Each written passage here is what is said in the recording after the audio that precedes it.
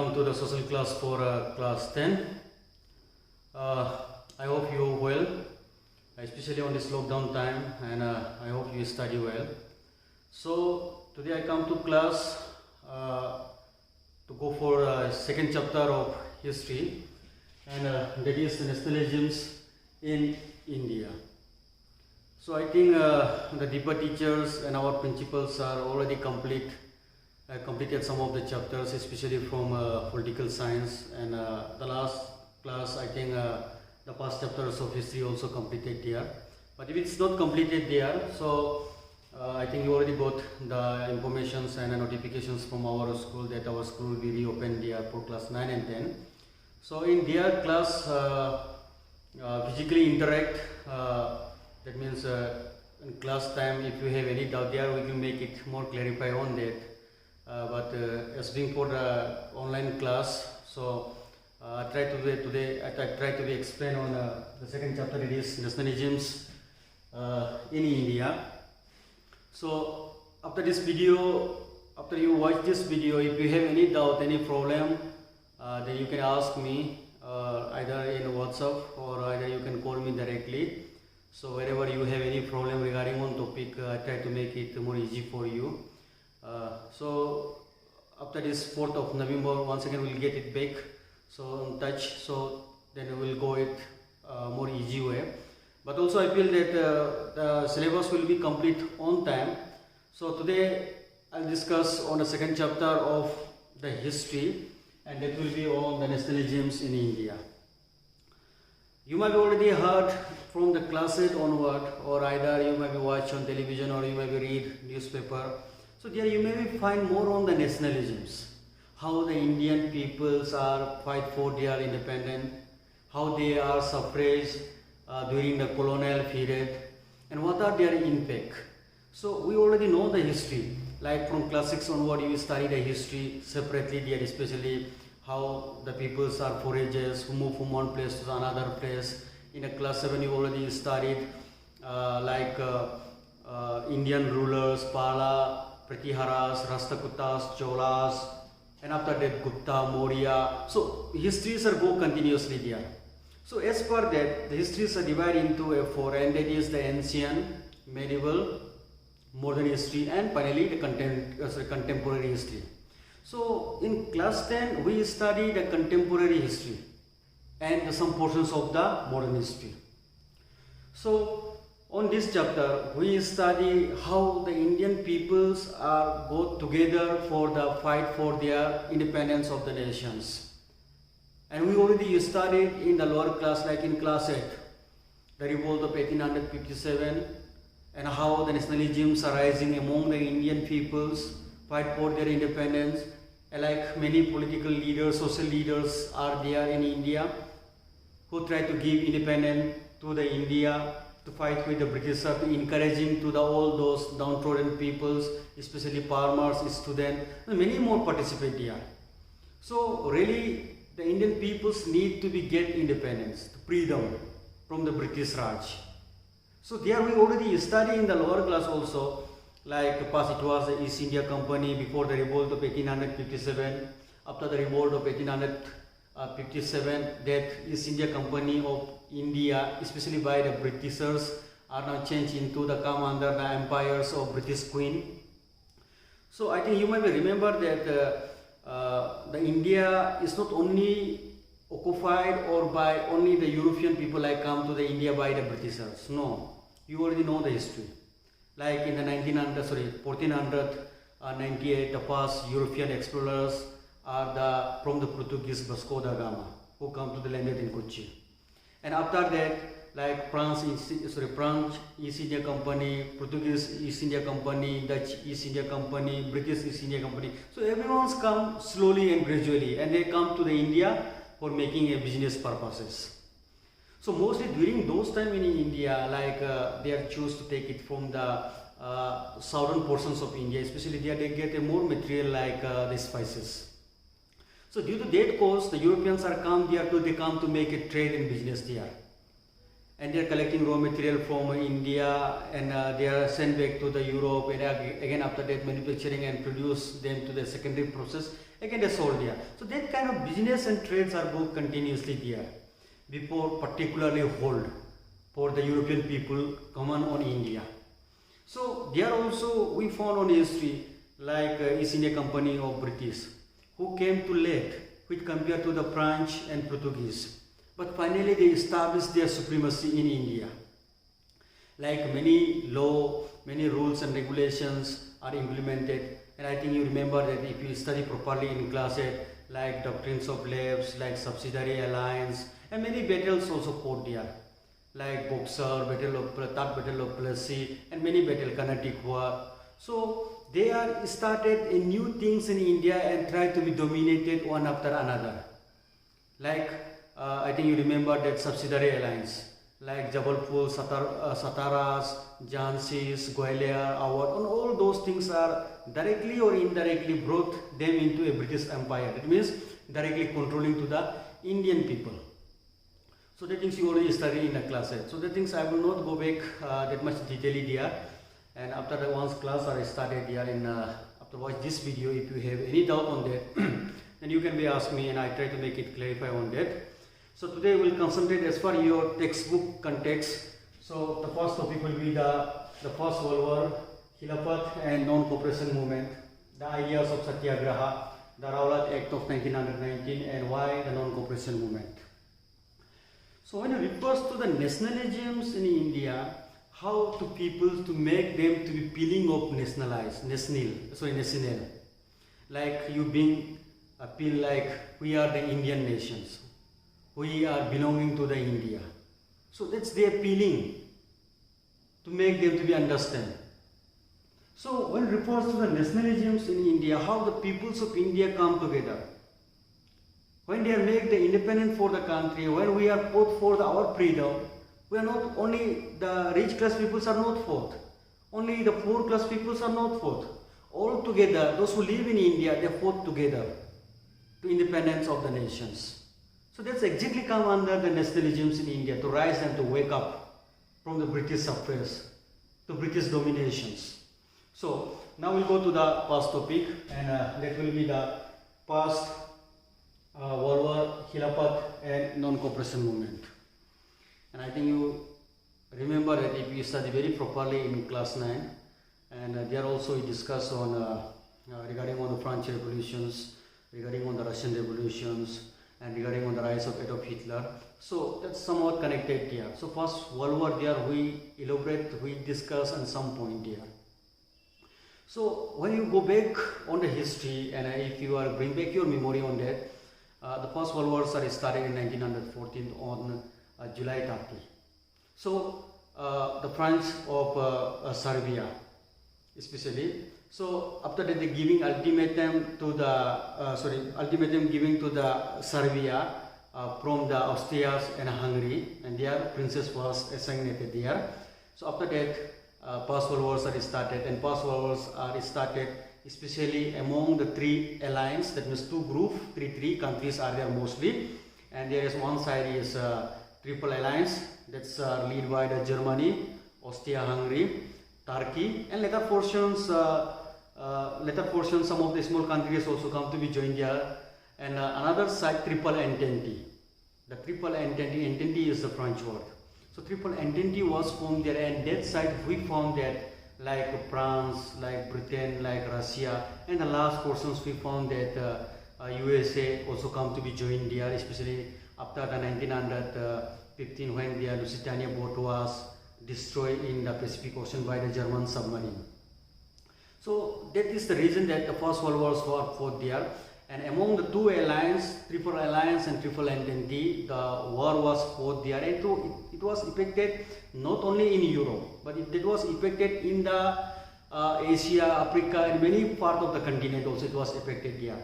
Because during those times, the most of the continent, especially like Asia, like Africa, and there, the European powers are holding there. The European powers are there, who are colonized them, who are colonized there. So that's why directly or indirectly it's affected to the India also there. Now due to that cause, what things are changed and affected, and that's we will see on the Khilafat and the non-cooperation movement. And I already give information regarding on the First World War.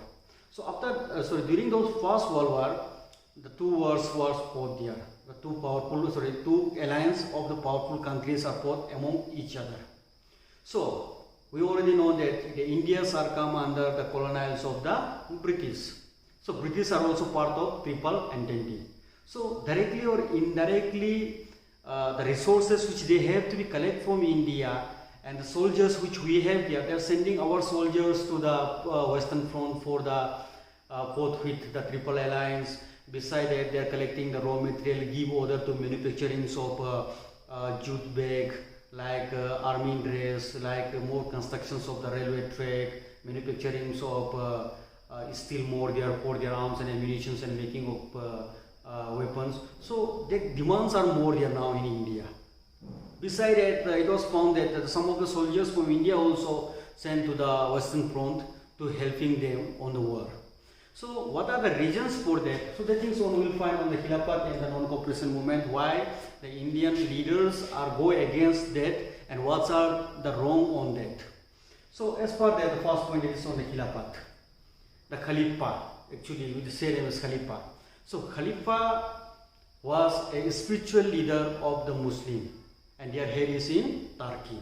So Turkey is the alliance of Triple Alliance in the German Austria-Hungary side. So we already know that in past World War the Triple Alliance was lost against the Triple Entente, and after that they are making a League of Nations.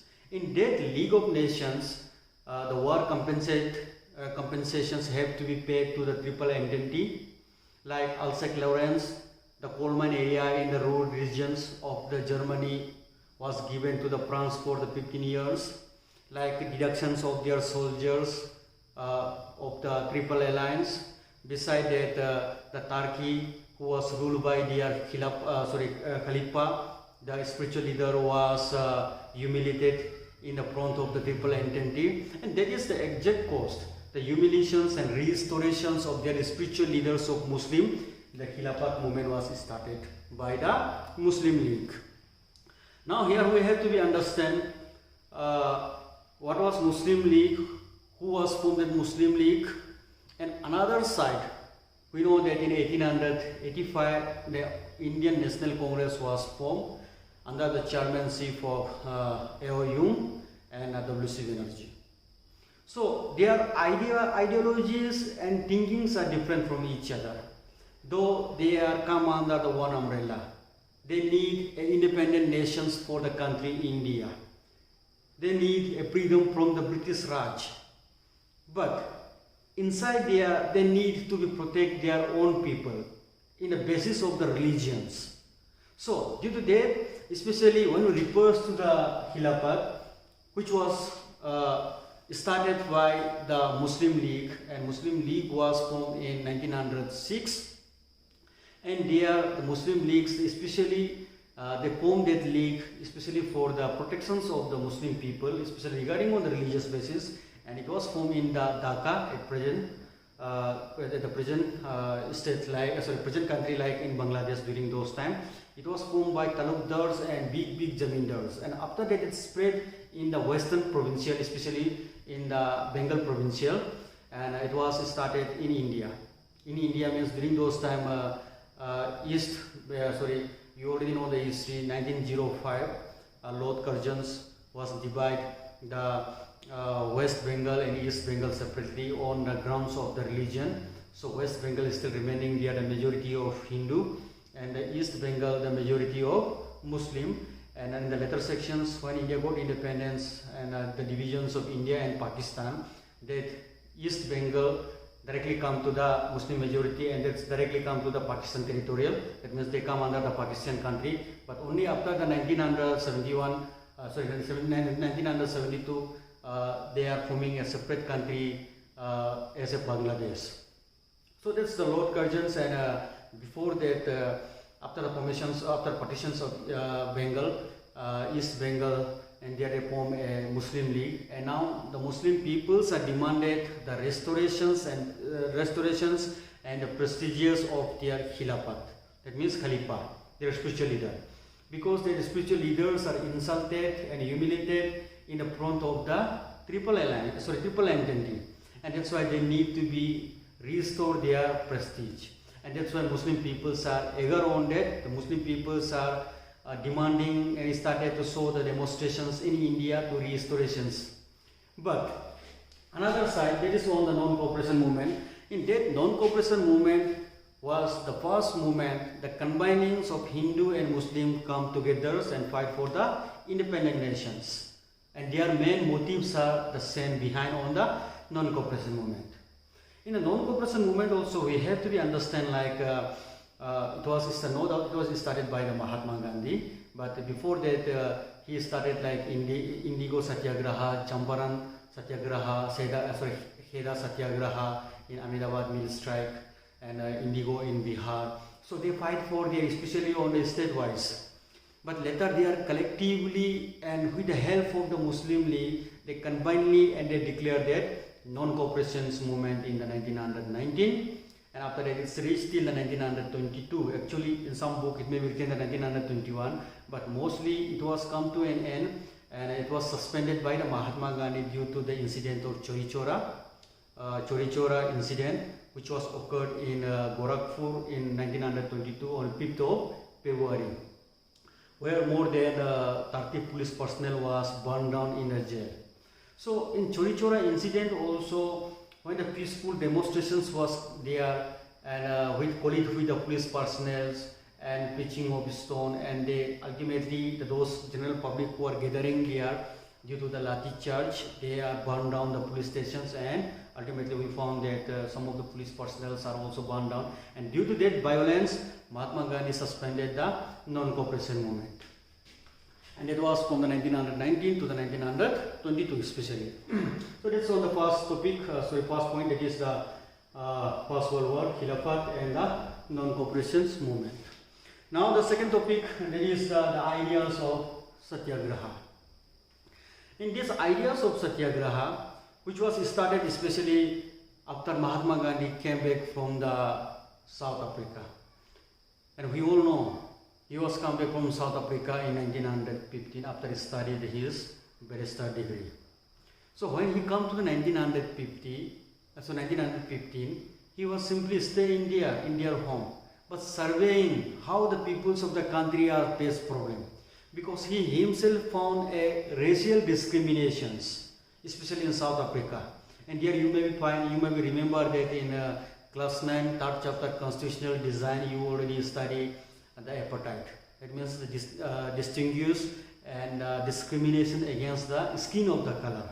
So he already experienced on that. But he also found that the Indians are come under the British colonials and British rule, and Indian peoples are tortured more. The Indian peoples are not happy on their rule. So due to that cause, 1915 he come back there, but he didn't start any movement. It was started after only in 1917, passed from the indigo plantations. And after that, Kheda Satyagraha. Then after that, Ahmedabad mill strike. Then only it was started here. So idea of Satyagraha, like he inspiring from like Karl Marx, Friedrich Engels, and many political philosophers are there from the inspiring there. And they inspiring the Satyagraha, which they believing that truthfulness and non-violence. That is the main idea behind the Satyagraha. That means truthfulness and non-violence. Through the non-violence and truthfulness, we will achieve what is our target. That is the main reason here. Now the next, that is on the Rowlatt Act of the 1919 to the 13th April, which was occurred here. I think you may remember that Jallianwala Bagh massacre. Jallianwala Bagh massacre took place in Amritsar on 13th of April, and actually, exactly during those time, that 13th of April was the Baisakhi day.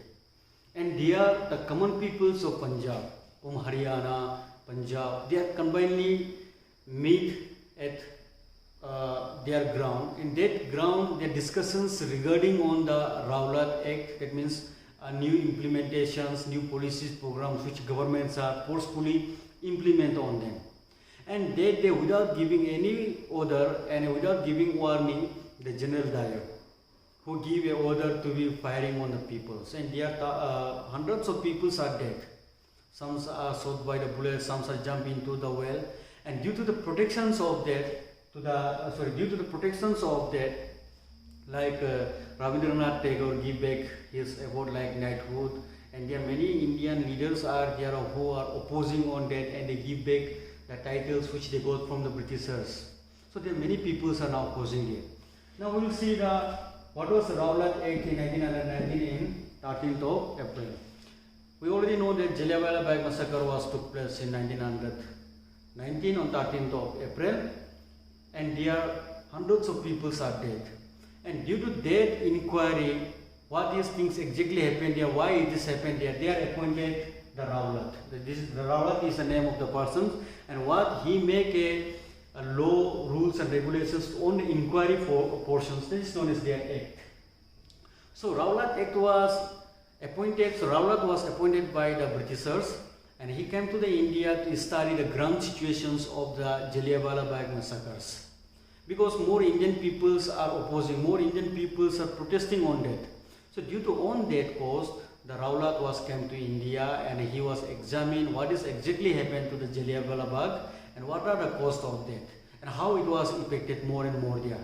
But very interestingly there we found that no Indian peoples are including India member.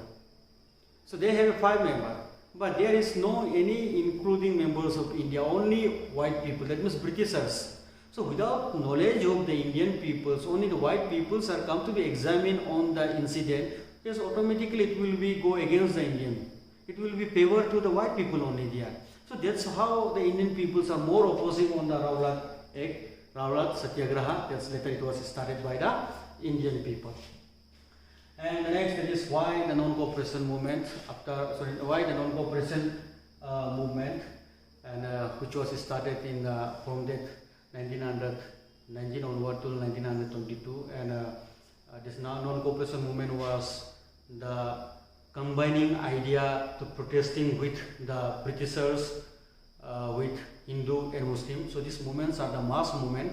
That means now the all Indian people, no doubt some of the princely states are not supporting on that, but mostly India, either the student, like the lawyer who are working into the government office, women, so everyone's mostly they are come to be supporting to the non-cooperation movement, and which means they are not cooperate with the Britishers. So in the next sessions, the next class, I will go on the why non-cooperation movement and the remaining of this chapter. So for today, that much only there. And after this video, after watch this video, if you have any doubt, any problem, so that you can be directly ask me, because I didn't go to the textbook, go line by line, but also the most important things which you need to know I already explained on this video. So but also after watching this video, if you have any doubt, any problem, then you can ask me. And as I already said that when I start this video, our school will be reopened here on after that when we have to come to be contact in the classroom, then you can be ask me if you have doubt, you write it in your copy if you have any doubt. So for today, that much. Thank you.